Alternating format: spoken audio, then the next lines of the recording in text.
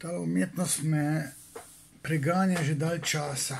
Toliko bolj, ker so si umetniki prisvojili kulturo, ne vedoč, da je šport toliko kultura kot umetnost. Vse je kultura.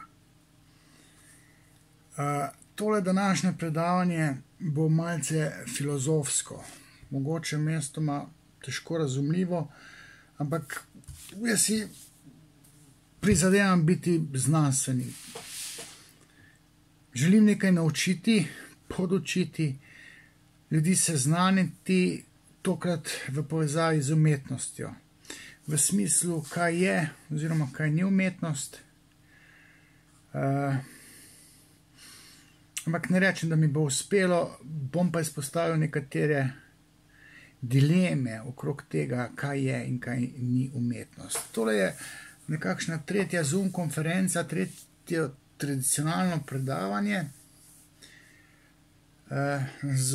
Zakupili smo za en mesec tole Zoom aplikacijo, skozi katero se da polemizirati z menoj. Tisto, kar gre live na Facebook, je pač namenjeno tej širši Facebook publiki. Prve dve konference sta bila kar odmevni.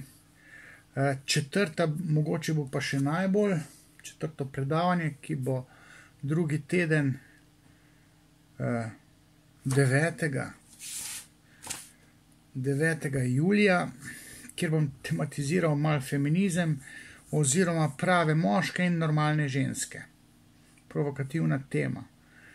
Zdaj, če bo interes, da se tole, kar se gremo tradicionalno, oziroma da se še kaj nadaljuje, bomo preverili. Ambicija je tudi, da naredimo nek vikend seminar, kjer se pa mogoče pa dobili na neki lokaciji, zdaj, ko imamo te bone, nas pocen skozi pride. Ampak neka kotizacija pač bo. Čist za hobi tole jaz ne morem delati. Kakorkoli že, tudi jaz nisem čist veznik na tem področju umetnosti, glede na to, da sem bil član zasavskih likovnikov, relik se imenujejo, ali pa smo se imenovali, revirski likovniki, relik. In tam sem jaz svoj čas portretiral tako dobro, da so nekateri se kar čudili, kako to, da se jaz ne posvečam več tej umetnosti, slikarstvu, portretiranju, predvsem portretiranju. Tukaj sem pač dober, tiste kozolce se mi pač ne da risati. Nekih abstrahij tudi seveda ne, še najmanj. Ker se mi zdi, da je treba v neko umetnost ali pa v nek umetniški izdelek vložiti nekaj truda. No, jaz se zelo trudim, kadar portretiram. Sem imel pa enih 10 let nazaj neko obletnico, 20. obletnico prvih portretov, ki sem jih naredil v srednji šoli.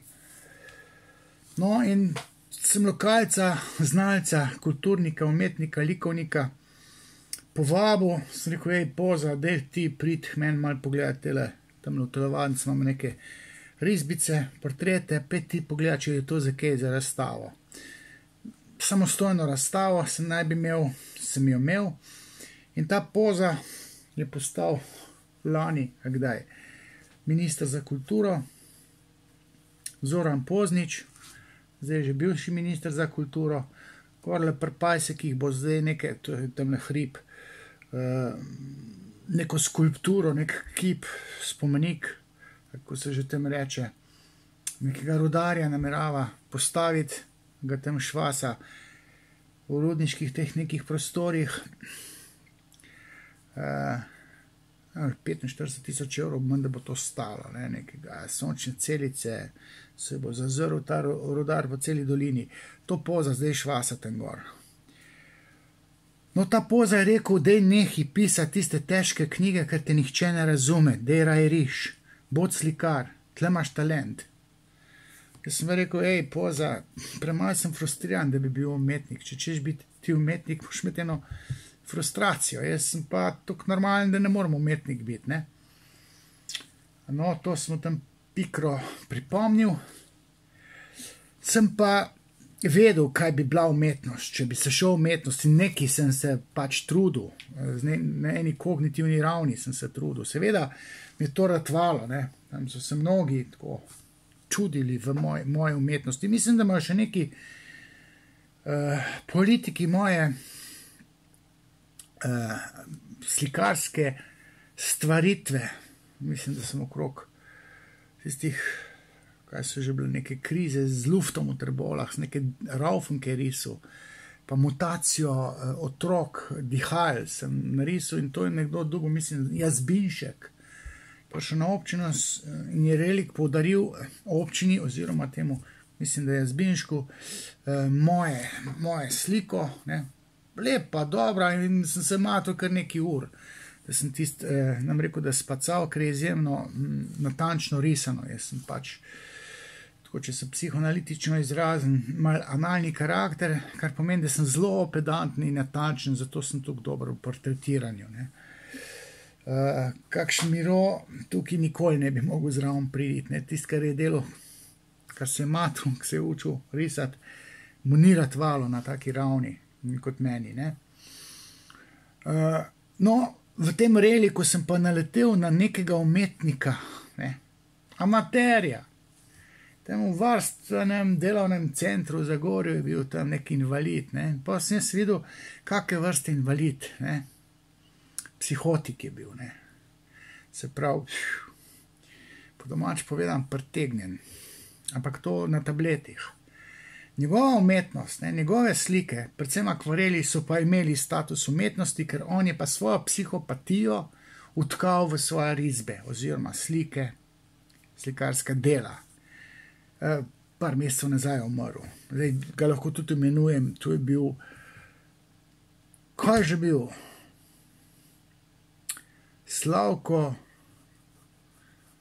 Stanko Leskovšek, ja, Stanko Leskovšek.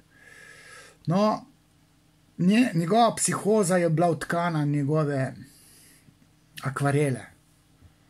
Stekl, no, lete, tist pa je umetnost, ker je njegovo nezavedno spregovorilo na slikarskem platnu in v to smer bo šlo to moje današnje predavanje.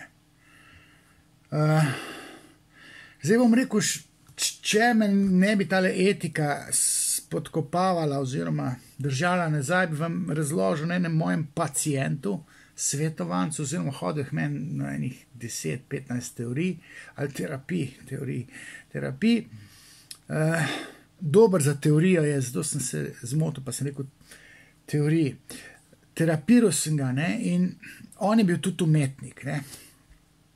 Ko so šli, študirajo likovno umetnost, sicer jo ni dokončal, ko so šli pa na ekskurzijo, mislim, da v Benetke, je rekel, da so mu bili vsi študenti fovš, ker je stal pred slikarskim platnom, kjer je bil prizorjen Prometej. To je pa starogrški mitološki junak, ki so ga tam neke krokari kluvali za kazen, ker je izdal kupico nekih skrivnosti ljudem. In pol je za kazen tam bil kljuvan. In ne vem, kdaj so ga šele pol rešili. Vsak dan so ga ptiči kljuvali, mu izkljuvali jetra, vse živo, ampak potem čez dan mu je pa to nazaj zraslo. Trpel je, ne vem, dolga desetletja, zato ker je izdal neko skrivnost. In to slikarsko platno je bilo za študente poučno, češ, pogledajte, to je umetnost. In ta moj pacient je rekel, jaz sem pa to tam gledal, meni so solze lile, tekle so mi, ganjen sem bil, mravljinci po celem telesu, študenti so pa rekli, kako so mi fovš, da tako berem to umetnost. In jaz sem jo bral, je rekel, čutil sem jo, solze so mi lile, mravljinci, vse. Jaz sem pa vedel, zakaj, ne? Ker je imel pa tip pa diagnozo, ne? Imel je šizotipsko motnjo, bi rekli psihiatri, pač jaz kot psihoanalitik bi to drugače poimenoval njega. On je razvil obrambne mehanizme in se je fanatično potem posvečal Bogu, verjetjem, in Bog mu je kazal pot v življenju, zato ker v sferah nadjaza ni imel nobenih datotek, ker mu jih doma niso dali. In potem ni znal živeti, edino Bog mu je kazal pot, ne, in pot tiste verske knjige je bral. Seveda je bil tudi na tabletih, ko je prišel k meni, so se pogovarjala o umetnosti, o njegovi psihi, bil in glasbenik, in likovnik, vse živo je delal. Ampak, ko mi pa svoja dela pa prinesel pokazati, ne, je bil pa mojster v točno določeni motiviki. Pazite, motiviki. Ne morem zdaj govoriti, kaj je bila motivika, ampak vam bom povedal, da je bila motivika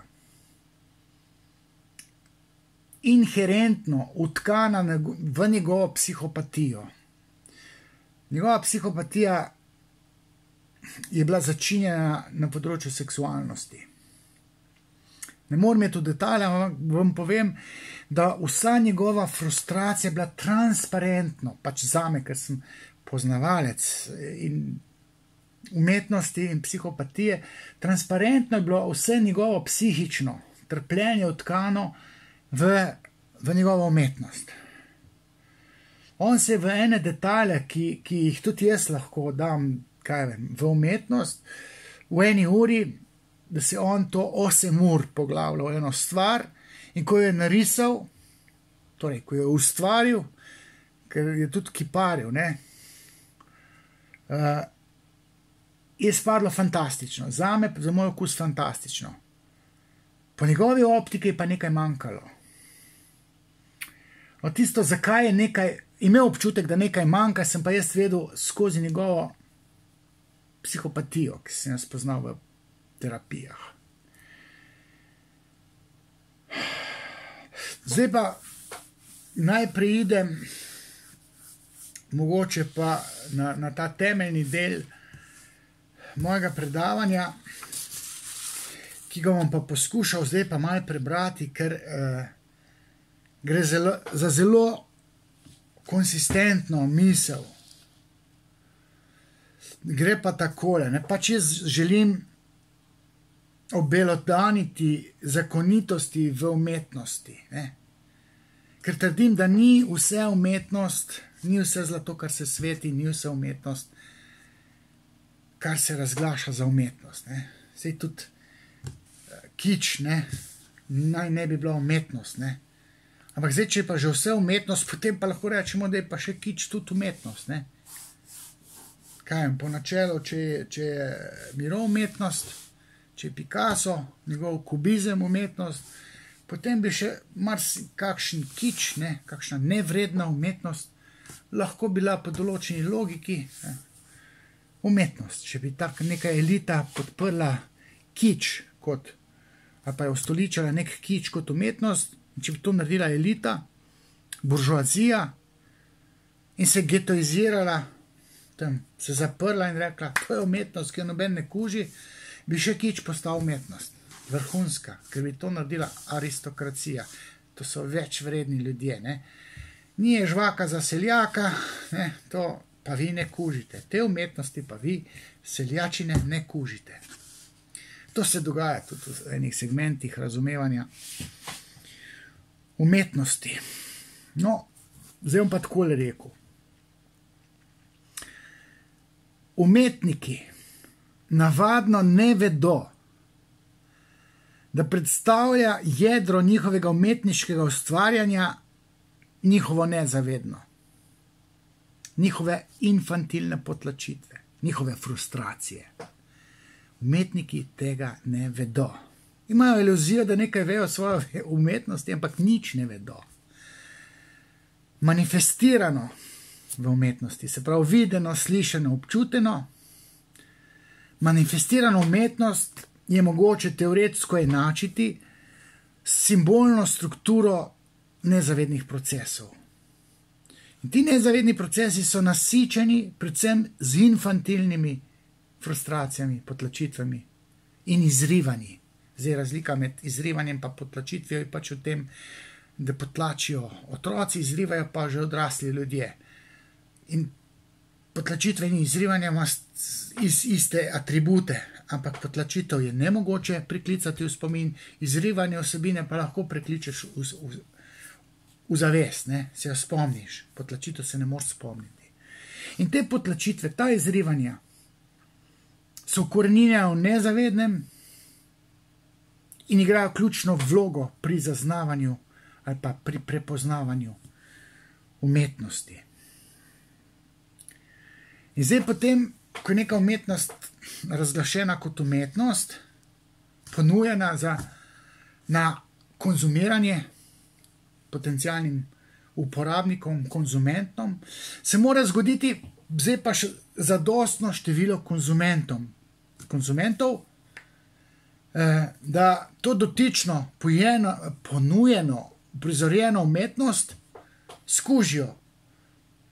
Konzumenti morajo biti, ki morajo to prepoznati kot umetnost.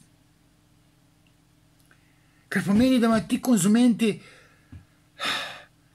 svoje nezavedno, kompatibilno z nezavednim dotičnega umetnika, ki jim daje neko umetnost na konzumacijo. Mora se zgoditi kompatibilnost dveh nezavednih struktur, nezavednih procesov. Morata biti kompatibilna. Ampak nezavedno kompatibilno, zdaj to se nobel sliši, ali pa tudi lebdeče se sliši. Simbolni procesi v nezavednem se morajo poklopiti. Tisti simbolni procesi, ki jih ima umetnik, in simbolni procesi, ki jih imajo konzumenti umetnosti.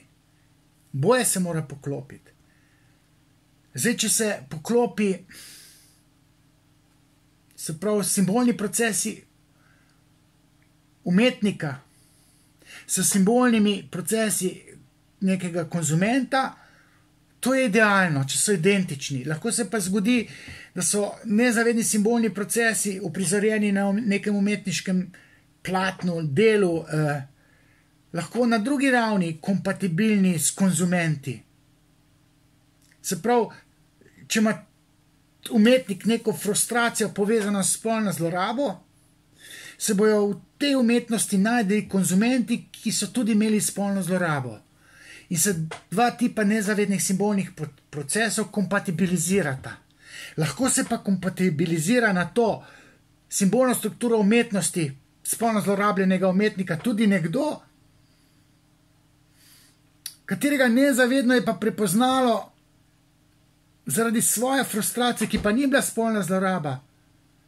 Se pravi, njegovo nezavedno, ki sploh ni bilo kontaminirano spolno zlorabo, se najde v umetnosti umetnika, ki je bil spolno zlorabljen.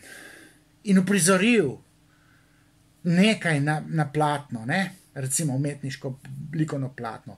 S tem, da je ta umetnik, ki je to dal, on ne ve, da je njegova umetnost povezana s spolno zlorabo, ampak on pravi, da je želel uprizoriti, kaj vem, odtujevanje otrok od staršev.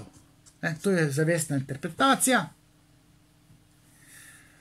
Nezavedno ima pa njegovo svojo logiko, ampak to njegovo nezavedno logiko lahko zapopadejo spolno zlorabljeni konzumenti, ali pa tudi nekdo, ki ima tudi neko frustracijo, zapopade z neko afiniteto to umetnost, kompatibilnost pa se zgodi na čist različnih točkah.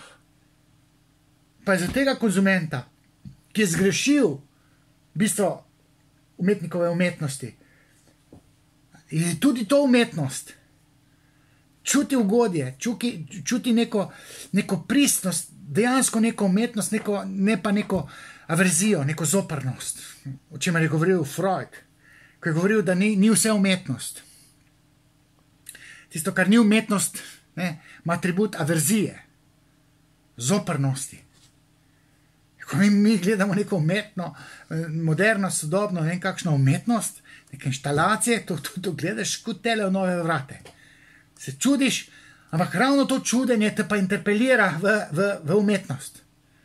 In potem dobiš stihijsko status poznavalca umetnosti, ker ti zaštekaš, nič ne zaštekaš. Ampak čudi se na dovolj pristen način, da rečeš, to je pa umetnost, ne? V resnici je pa tvoje nezavedno. Tvoje nezavedno se čudi, ker tvoji simbolni procesi se nikamor ne morejo tkati v ponujeno averzijo.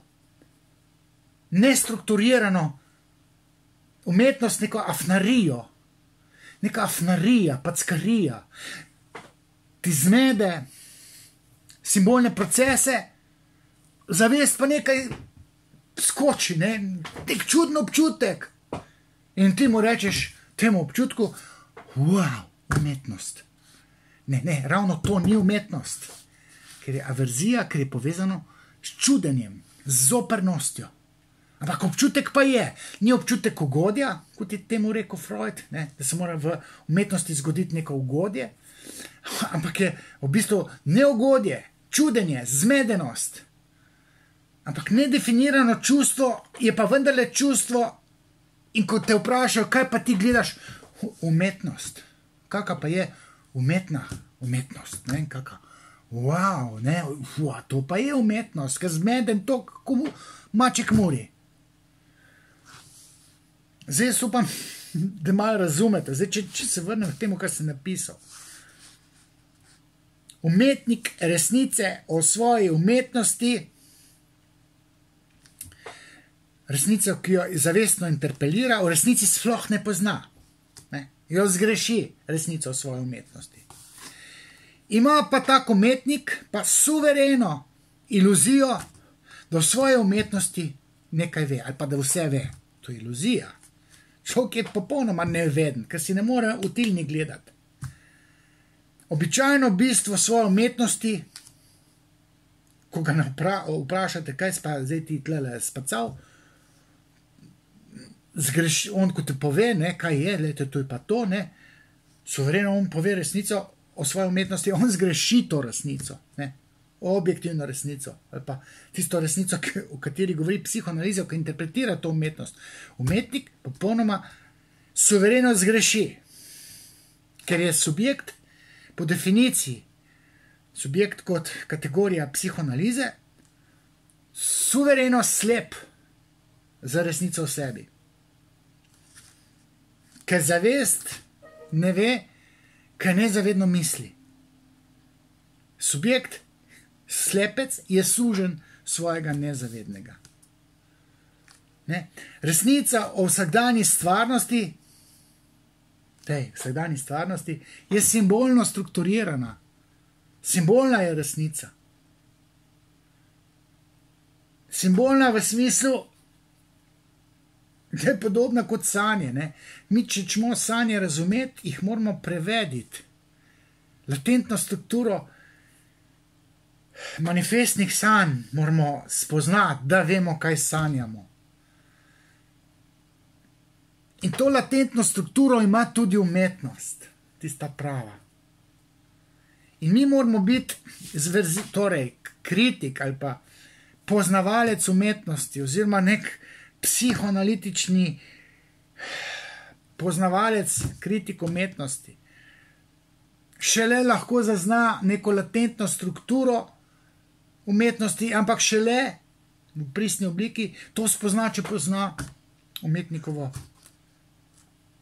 otroštvo, življenjsko zgodbo. Šele v tem primeru je mogoče razvozlati latentno jedro neke ponujene umetnosti, ki jo potem konzumenti konzumirajo, kakor jo pač konzumirajo.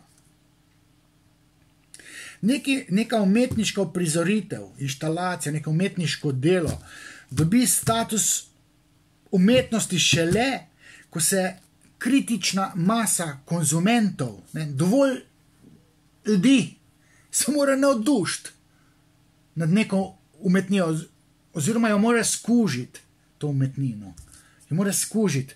Njihovo nezavedno jo mora prepoznati.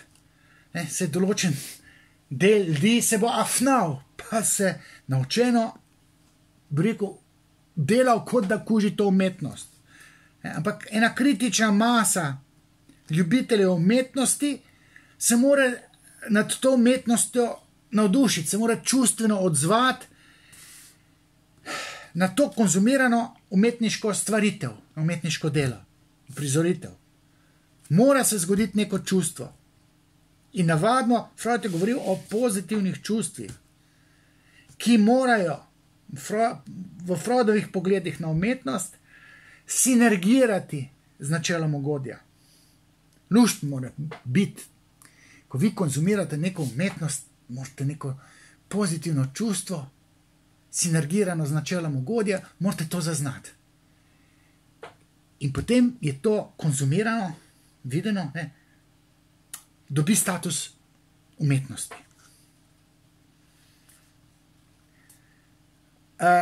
V tradicionalni umetnosti je bilo to tako. Do nedavnega, ali pa do še pred 100 let.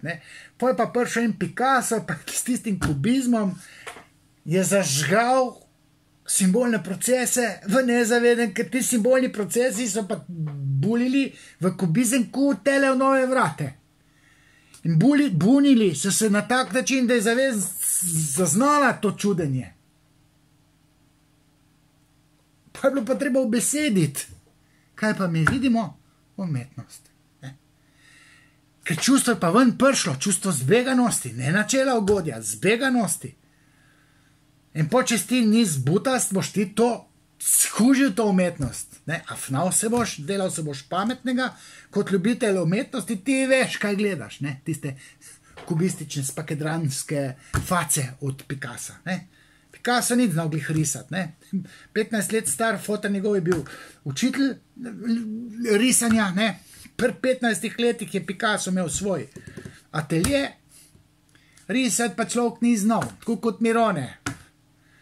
In pa se je vrgel v kubizem in zmedel konzumente, toliko, da so bili v knockdownu, še pol, ko niso bili več v knockdownu, so se obnašali, kot da so v knockdownu.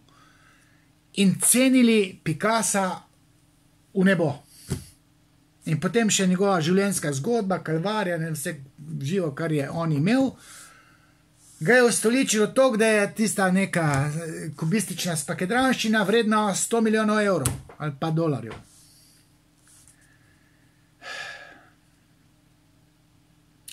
Ravno zdaj, zaradi Miroja, ta je bil tudi patron, tem se ni ljubil delati sploh.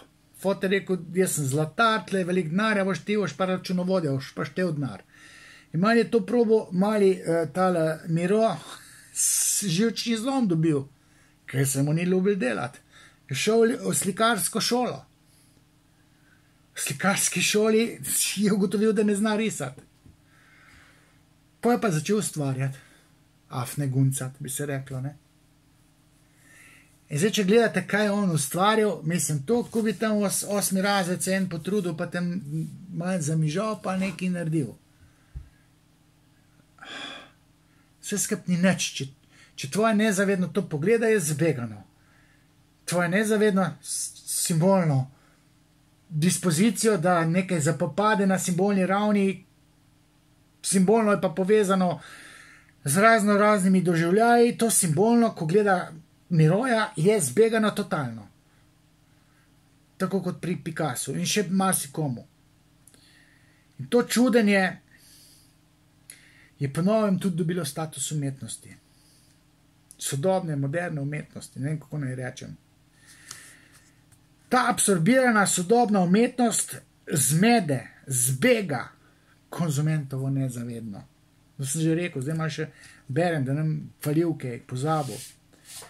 Zmede njegove, se pravi nezavedne, simbolne procese, ki pa so, kakršni so, zaradi infantilne zgodbe, ki se je dogodila. Ko mi zdaj to piše, prezri.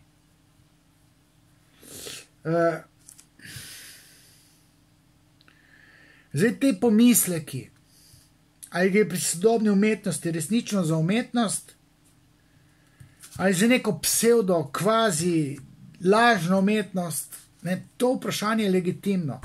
Ampak glede na to, da je dan danes tako rekoč vse že umetnost, potem je še kič umetnost. In konec koncev, primarni proces po Freudu, ne, je tisti nezaveden, je simbolen, po Lacanu bi pa rekli, da je